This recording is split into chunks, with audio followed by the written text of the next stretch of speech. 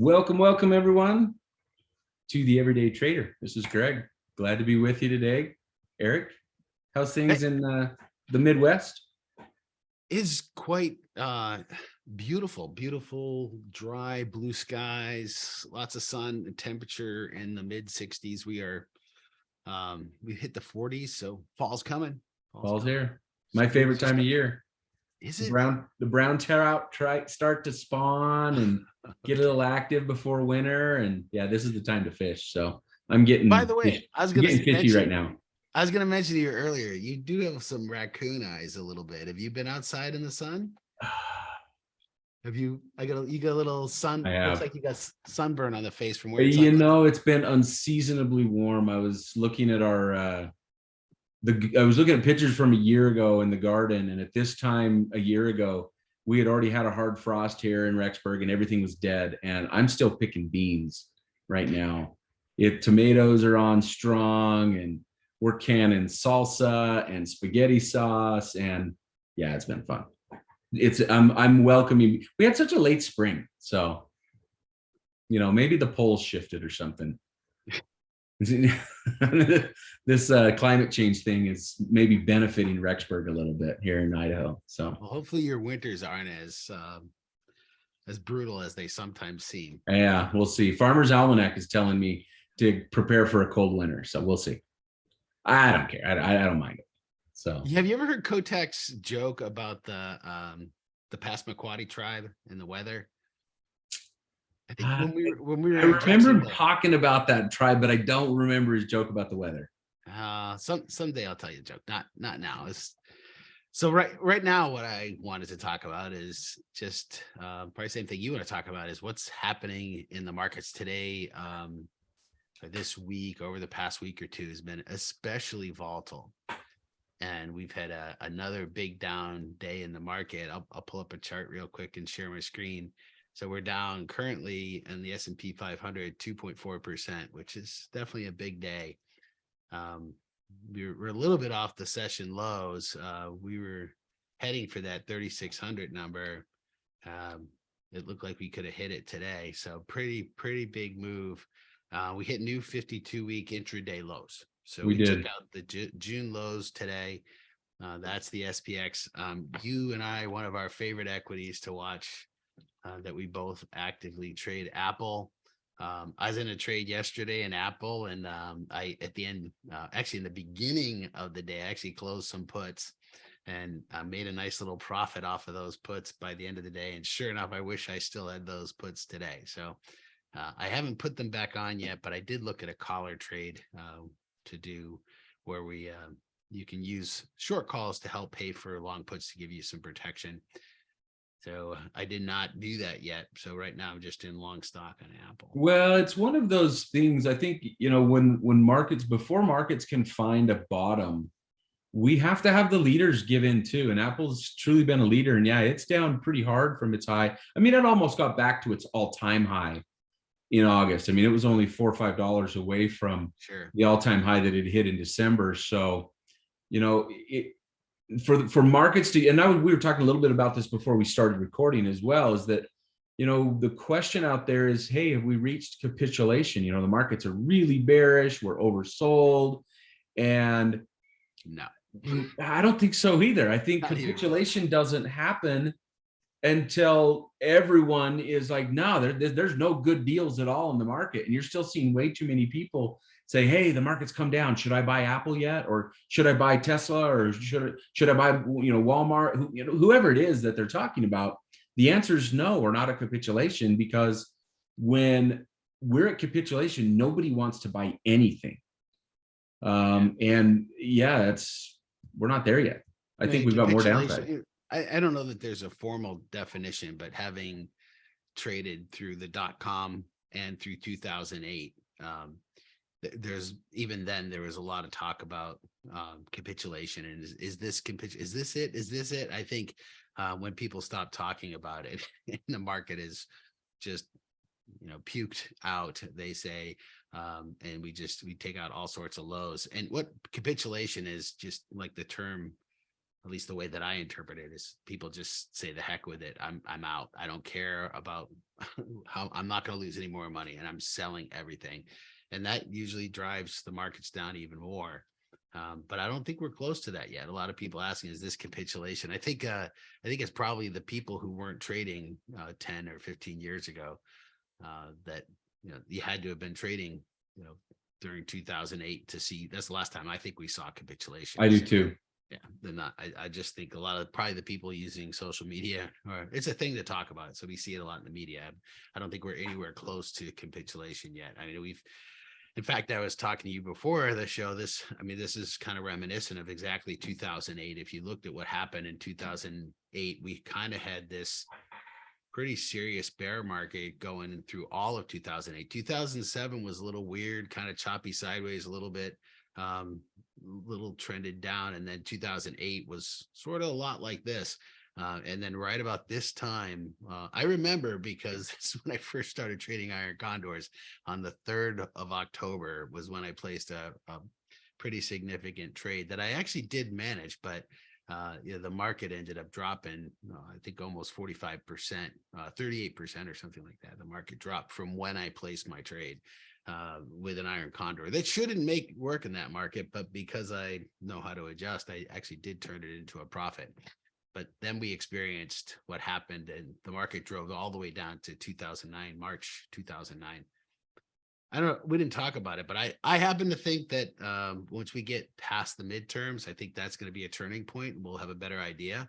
I do expect things to be volatile until October. And historically, September's the worst trading month of the year. I mean, it's definitely been a bad one for sure. Definitely. Remember in the beginning, we were getting this bounce and say, well, maybe that's not always true. So September is a way to come back. And so an interesting thing as well that I want to throw on, that market bottoms have to have happen before they can happen, is the fundamental story has to at least be changing, or the idea has to at least have been absorbed in so much that it's like, okay, we've priced in all the bad news. And if you take a step back and ask the question, well, what has caused this market to drop? The first question you have to point out, or the first obvious I think you have to point out, is that we're leaving a scenario from a year ago. In fact, not even a year ago for a lot of people, but definitely middle of the year last year, you would list your home for sale, and within 24 hours you would have 15 offers sight unseen, each in a bidding war on a home when it was listed for sale. The housing market was ridiculous, and no one wanted to call that irrational at the time. They're like, oh no, this is just a great market, and you're just taking advantage of the housing boom and all the growth that's going on. And reality is, we were experiencing a bubble, and the housing market bubble that we're in right now, I think, is just getting ready to, it's slowly deflating right now. And I'm not going to say it's popped. And I actually think that may be one of the Federal Reserve strategies. I think back to the Q&A session from Fed Chair Powell's last conference, where the market got really bearish again. But I don't know if you heard this, Eric. He was asked specifically the question about mortgage-backed securities that they held, and whether or not they were intending to sell them. And he said no. He specifically said, no, we have no intention of selling mortgage. I think they're trying to let the housing market down soft if they can, because we're just entering, because the Fed has pushed their foot on the brake from an interest rate standpoint. We've seen mortgage rates spike the way they have this year. We're seeing a natural slowdown in the housing market. And I think they're trying to do it softly right now.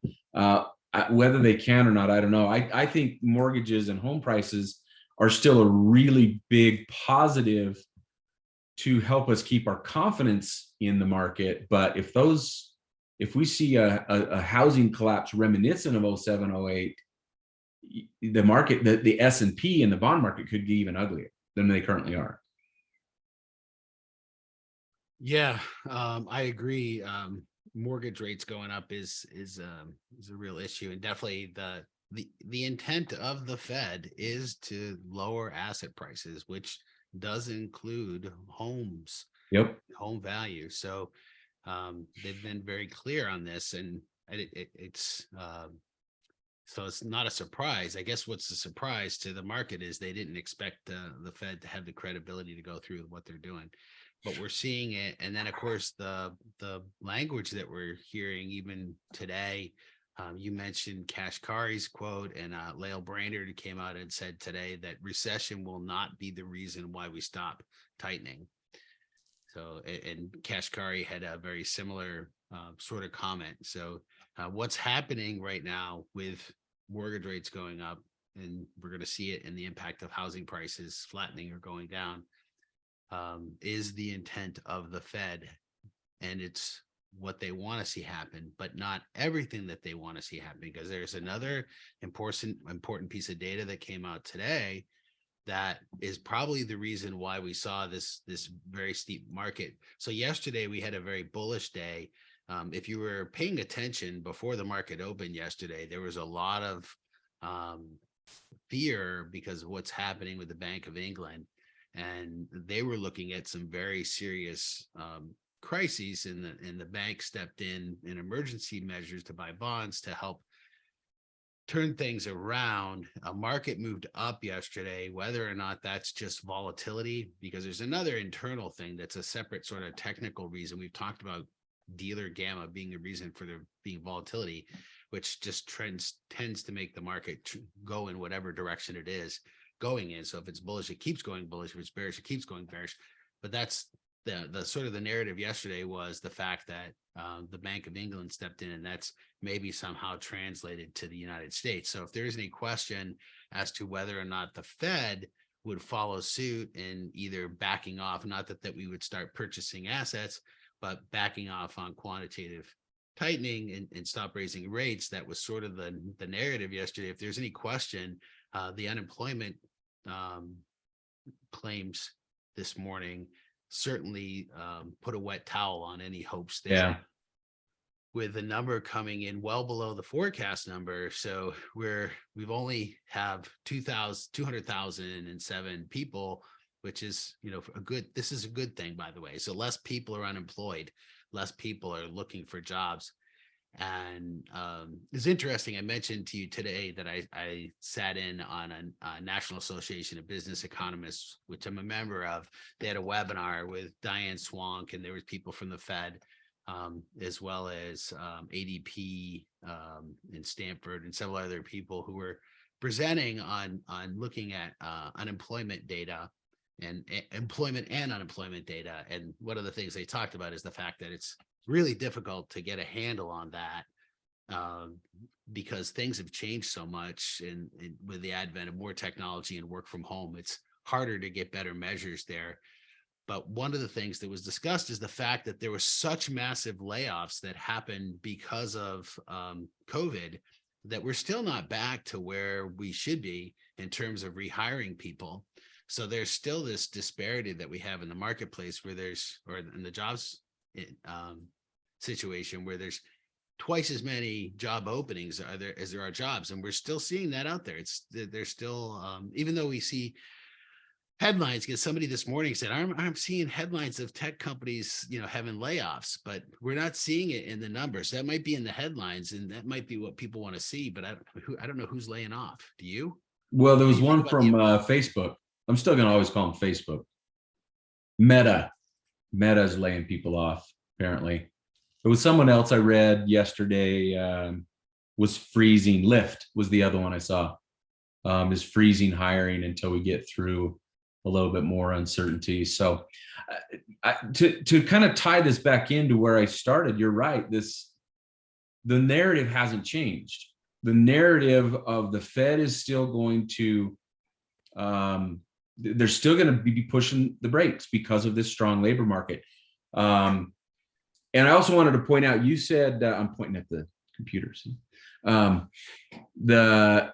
4-week moving average is 207. The weekly number was 193. Yeah, I'm sorry. Yeah, no, it was even better than 207. That even the 4-week moving average down at 207 is an amazing number as well. So yeah, I agree. That's where the markets are down today. Again, going back to Fed Chair Powell's speech, he specifically pointed to two things that they're looking at right now. They're looking at the strong job market, and as long as it stays strong, they're going to battle inflation with everything they have, which of course right now is by raising rates.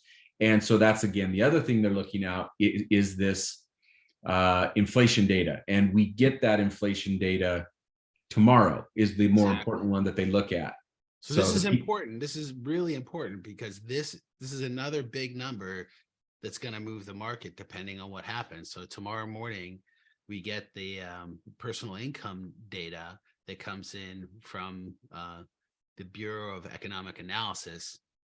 And so here's the historical numbers that we've had. If we look at the PCE price index on a year-over-year change, so we were at 6.3, and then the what they call the core, excluding food and energy, was at 4.6.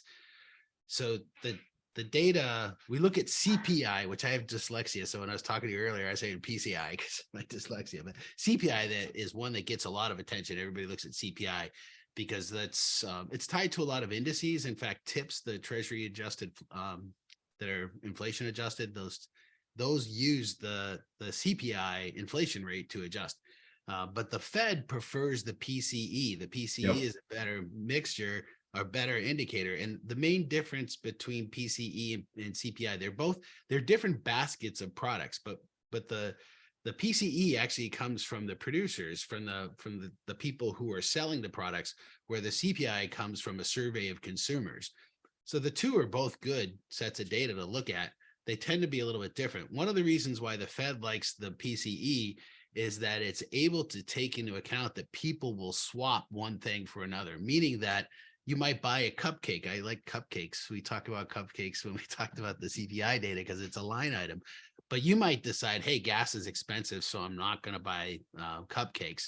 And so the PCE does allow the economists to see a shift in consumer behavior. And so this is the number that, like, the Fed looks at both of them for sure, but this is the preferred measure. So we need to keep an eye. Tomorrow morning, there's going to be, this is one of those pivot points where something's going to happen tomorrow. The market's either going to go up or down. And what it's all going to be related to, we go back to, this is the place to look for that, is the Fed Watch tool. And we saw big changes today that were a result of the unemployment claims that looking at. So right now, the current Fed funds rate is 300 to 325. And this morning we were at a 43%, or yesterday, a 43% change, that we only had a 50-point basis hike. And that's dropped in the probability of a 75-point basis hike increase. So more hiking, harder for the market. So this is the thing to keep an eye on. So watch this tomorrow and see what happens tomorrow. If you want to know why the market did what it did, if we see these numbers shifting higher, more towards the 375, and I wouldn't even be surprised if we see a 400 to 425 tomorrow. Don't be surprised if you see that number, which would mean 100. If the CPI number comes in, the PCE number comes in very high. If we get a number, 6.5, 6.4, heaven forbid 6.8, if we get a number that goes in that direction, there'll be people talking about 100-point basis. Yeah, we'll accelerate to the downside. And I think it's important right now when you're, when you're looking at investing decisions, you got to take this big picture into perspective. I know sometimes it's easy to get caught into historical swings. And a lot of people like to use technical indicators or momentum indicators to try to, determine good entry points and good exit points. And they try to tell you, oh, the market's oversold, it's going to bounce, it's hit a Fibonacci number, it's going to bounce. All those can be good in normalized markets, but we're not in a normal market right now. We're in a market that's being fundamentally driven by an aggressive Federal Reserve that ultimately you still can't fight the Fed, and the Fed is still hawkish. And I know we've priced a bunch of that in, but I have a feeling that people want to say we've priced it in because we've had a 30% correction or a 20-some% correction in the S&P. But but we were up 100% the 2 years prior to that. So I'm not discounting the potential that if inflation, like you said, Eric, if we start to get inflation numbers that are screaming higher, and by the way, I'm not calling for that, but I have to recognize that momentum and fundamentals or excuse me, momentum and technicals are not really driving this market right now. Fundamentals are. Yeah. And the fundamental story is an aggressive Federal Reserve that doesn't care about asset prices right now. They don't care about the value of our homes. They don't care about the value of the S&P. They care about employment and inflation. And as long as the job market stays strong and as long as inflation is present, they're going to push asset prices down, even if that means we're going to COVID lows before we find support. I hope not. But if the inflation data is there, the Fed and doesn't slow down, the Fed's going to push it. I think the VIX is finally showing some fear just this last couple of days. It's been pretty complacent as we've been selling off this month, but it's finally starting to show a little bit of levels of fear. And I don't know if that's because of what's going on with the Bank of England, if there's fears of there's something breaking in the market right now. But it is interesting to see the VIX kind of spike up. It's actually down today. No, it's not. No, it was the big up day was yesterday, and then we finished lower. So we're just back to where we were a couple of days ago. Yeah, which is interesting, right? Yesterday was up pretty high. We had some weird stuff happen in the VIX too this past week because of actually last week when the interest rate finally took effect. We actually saw the VIX go down because the forecast for interest rate, which we talk about rho as the factor that impacts how the risk-free interest rate is already priced in. We just sort of moved it from one place to the other. Anyways, that's a little bit wonky. One of the things I did want to point out here, you see the colored lines. I've got the green, which is October, and then the bluish line is November, and the reddish maroon line is December's VIX futures. And if you look towards the left-hand side, or actually up until right about here, the green is on the bottom, which is the shorter term one. And then we have November and December, which is pretty normal. What we've got here is an inversion now, where we've got the short terms higher, and this is what's called backwardation. So we have backwardation going on in the VIX futures, which is not normal, that we have the short term VIXs higher than the longer term VIXs. VIX futures, and that usually is an indication that the market is saying, hey, we expect volatility to drop down in the future. That's, yes, we recognize it's high now, but we expect it to come back down. So I think you can see that here by the fact that we've got that sort of reversion that's happened with the short terms the other way going on here. Definitely a time to understand the collar trade. Yeah, that's like somebody asked a question in the community forum, like, how do I trade in a volatile market? And it really goes back to what are your goals? Like, what are you trying to achieve? But I love the collar trade. It's like the thing that allows me to sleep at night. Yep, absolutely. I learned this trade 20 some years ago when the internet bubble was bursting, and you're exactly right. This is a type of trade that, yeah, I still care about the market because I care about our financial system functioning. I do want that to keep happening, but I really don't care about asset prices dropping drastically, even if I understand how to use the collar trade, because I'm hedged. That's the beauty of the instruments that we're teaching. Speaking of teaching, do we want to wrap up? I was going to say, do you know, is there a way that maybe some people who are listening could learn a little bit more about this? Well, yeah, you can go to options. Oh, we forgot. We've been instructed so well by our social media experts to tell you to subscribe and like. We forgot to tell you at the beginning. So hopefully you're still listening to us, and go subscribe and like. This is one way you can learn, right?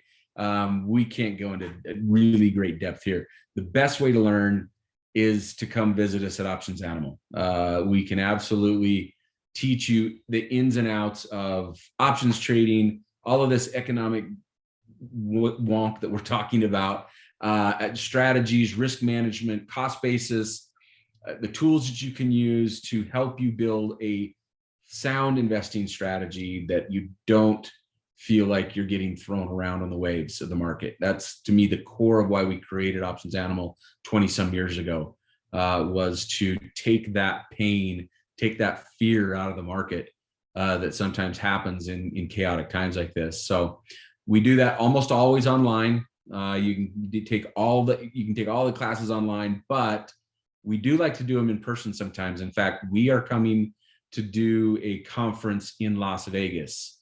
The 9th of December. I don't even know the date. Let me look at my calendar. I can tell you what day it is.